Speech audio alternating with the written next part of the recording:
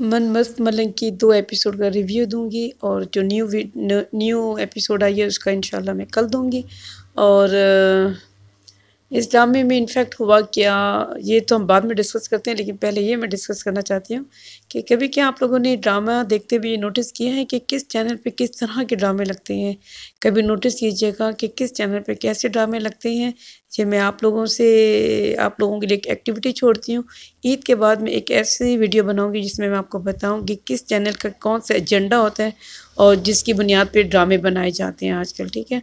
और वही बात है कि ये जियो का ड्रामा है, तो जियो के ड्रामे जिस एजेंडे पे चल रहे हैं उसके मुताबिक ये ड्रामे हैं। और बहुत सी चीज़ें ज़रूरी नहीं होती हैं लेकिन ड्रामे के अंदर दिखाते हैं। ड्रामा इटसेल्फ एक ड्रामा होता है बहुत सारे ड्रामों में।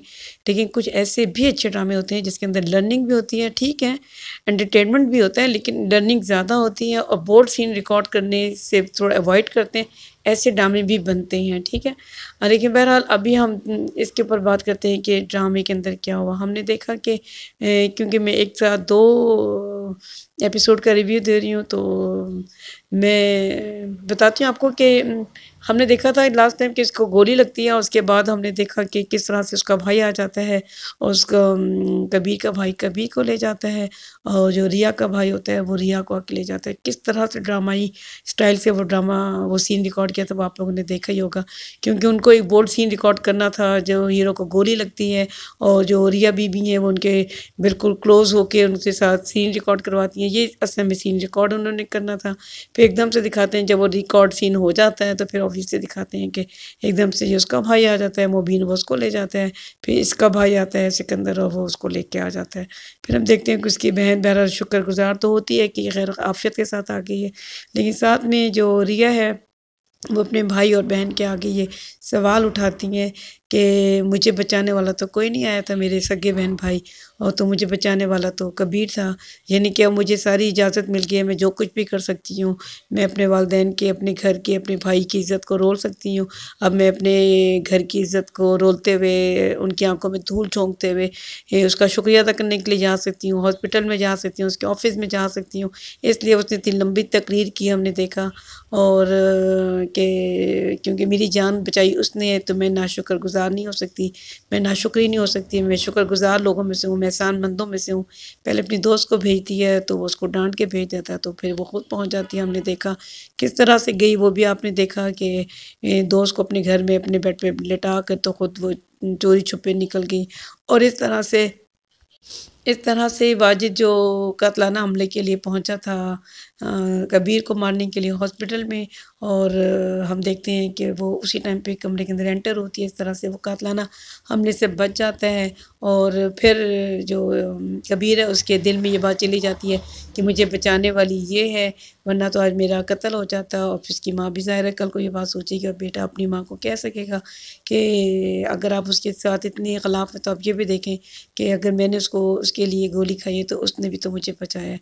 तो ये इस तरह के सीन रिकॉर्ड करके असल में दोनों को, हीरो हीरोइन को करीब लाने की कहानी है सारी। और इसके अलावा हमने देखा कि जो वाजिद है वो उसको मारना क्यों चाहता है। वाजिद इसलिए मारना चाहता है क्योंकि वो चाहता है कि जो सिकंदर है उसको फांसी की सज़ा लगे, उसको यानी कि पुलिस पकड़ के ले जाए, बुरा वो बने। और वो क्यों बुरा बने, क्योंकि उसकी बाप ने क्योंकि नहीं शादी की थी अस्मा के साथ उसकी, तो वो अपना अंदर का जो गुस्सा है वो अब तक उससे निकाल रहा है। वरना कहानी में तो आपको पता है कोई ऐसी चीज़ है नहीं जिसके ऊपर बंदा कहे या इंतज़ार हो कि यार अब कहानी का अब क्या ट्विस्ट आएगा, कुछ भी नहीं है। एक छोटी-सी बात है, छोटे सा बच्चा था, उसकी माँ को उसने उसके गिरबान से पकड़ा हुआ था, तो उसके हाथ में वो क्योंकि एक टॉय से ही खेल रहे थे, तो वो बाज़ लोग घरों में आपको पता है टॉय भी पिस्टल के साथ उसको अपनी टॉय समझते हैं, तो उसने गोली मार दी। तो बस इतनी सी बात थी जिसकी वजह से उन्होंने कहानी को इतना बनाया हुआ कि बड़ी दुश्मनी चल रही है। हालाँकि दुश्मनी तो है नहीं, आपने देखा है हर 2 तीसरे सीन में हीरो हीरोइन इकट्ठे हुए होते हैं और यही एहसास दिला रहे एक-दूसरे को कि हम बहुत मोहब्बत करते हैं। और फिर अगले ही सीन में लड़की उससे पूछ रही होती है कि तुमने मुझसे नहीं मिलना, मैं तुम्हारी शक्ल नहीं देखूँगी, तुम मुझसे किस हैसियत से बात कर रहे हो, तुम मुझसे किस हैसियत से ये कह रहे हो, और यही कुछ दिखाते रहते हैं। आपने देखा होगा शुरू से यही कुछ हो रहा है। बहरहाल अभी उस लड़के ने उसको कह दिया है कि मैं तुम्हें नहीं मिलूँगा, क्योंकि अब लड़के को ये बात पता लग गई है कि लड़की मुझसे झूठ, अपने घर वालों को झूठ बोल के जब मुझसे मिलने आ सकती है, तो अब मेरे लिए मोहब्बत में पागल हो चुकी है लड़की। तो इसलिए उसने उसको कह दिया है कि अब मैं नहीं आऊँगा। अब उसे पता है कि लड़की अब मेरे इश्क में पागल हो, लड़कियाँ जब इश्क में पागल हो जाएँ तो इसी तरह की बेवकूफ़ियाँ करती हैं जो कि इस ड्रामे में दिखा रही हैं और जो सिखा रही हैं। और उस लड़की ने भी यही किया, अपने भाई की कसम खाई और फिर हमने देखा कि उसी दिन शाम को उसके ऑफ़िस पहुँच जाती है और जिस चीज़ का गिला उसकी बड़ी बहन करेगी कि भाई तुम्हारी उसने कसम खाई और देखो ये उससे मिलने पहुँच गई।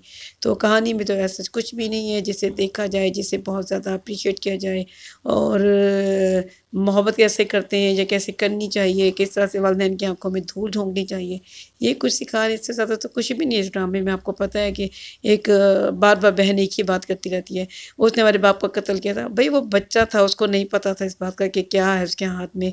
और और ये बचपन की वो स्टोरी जो बचपन से बहन भाई बच्चे आपस में खेलते हैं, फिर वो जब बड़े होते हैं तो उनको याद आता है यार वो तो मुझसे मोहब्बत करता था। बचपन में तो खेलते हैं, उस टाइम तो मोहब्बत के बारे में पता भी नहीं होता, लेकिन एनीवेज़ यही कुछ दिखाया है।